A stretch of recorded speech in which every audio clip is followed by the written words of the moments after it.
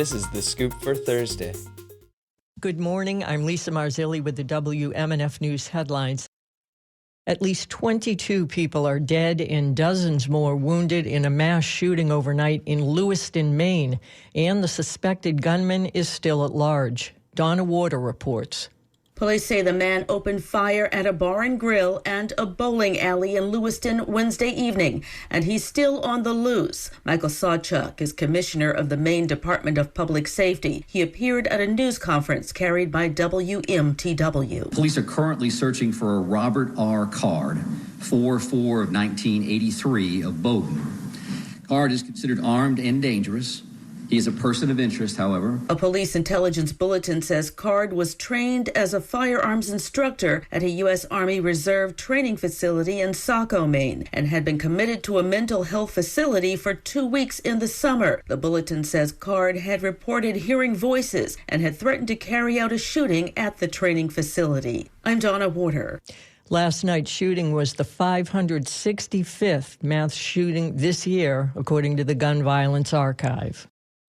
Officials say data indicates a potential liner tear in an active phosphogypsum stack in Polk County may have released an unknown amount of radioactive process water into the environment.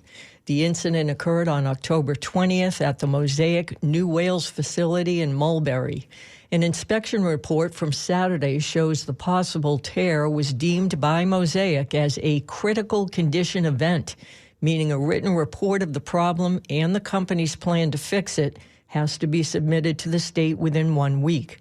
The property has a history of issues, including a massive sinkhole that opened in 2016, allowing some 215 million gallons of contaminated water to seep into Florida's aquifer.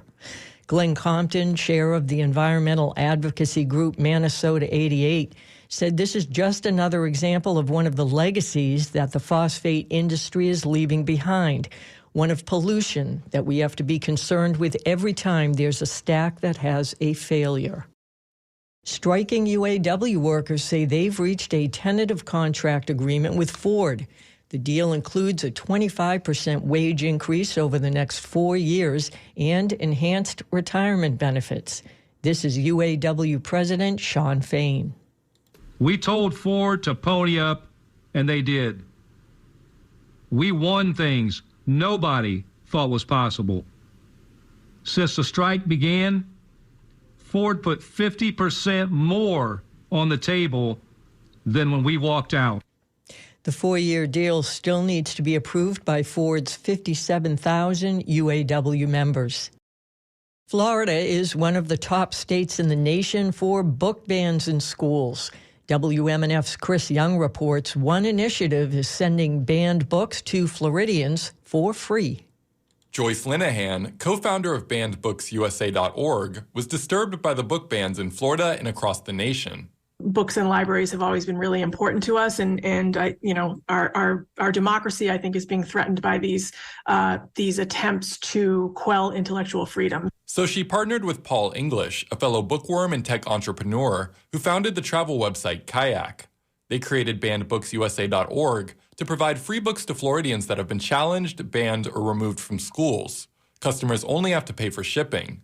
Andy Hunter is the CEO of Bookshop.org, the supplier of the books. He says BannedBooksUSA.org's model has been sustainable so far. Donations are matching the book sales roughly. So it seems like it's able to go on. People are ordering books. Hundreds of books have shipped so far, but we've also gotten thousands of dollars in donations. Linehan encourages readers to fight against the spike in book banning. Start showing up at your library board meetings and your school library board meetings, because other people, the people who would ban books, are showing up and they are speaking up. And that's how this is happening. It's been going on for a long time. So it's really important that people who value intellectual freedom and the freedom to read are showing up in those spaces. The organization is hoping to expand across the nation. For WMNF News, I'm Chris Young. The St. Petersburg Shuffleboard Club is turning 100 years old. WMNF's Corey Beltran reports the celebration includes this week's International Shuffleboard Association World Championships. In downtown St. Pete this week, the world's oldest and largest shuffleboard club hosts the Shuffleboard World Championships while gearing up for Friday's festivities that also celebrate their centennial anniversary.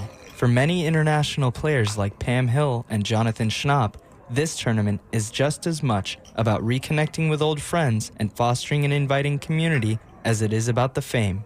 Yes, I come to play shuffleboard, and I've been doing it a long time, but I come for the sociability and to see people like Jonathan. I really do. Pam, by the way, isn't just Pam. She's Hall of Famer Pam Hill. Amy Marshall, the club's manager, wants to encourage everyone to experience what the shuffleboard community has built over the decades and generations at this week's Galactic After Party. This Friday, because it is the wrapping up of the World Tournament, we're going to be having a special Friday Night Shuffle this Friday night. So we would love for people to come out.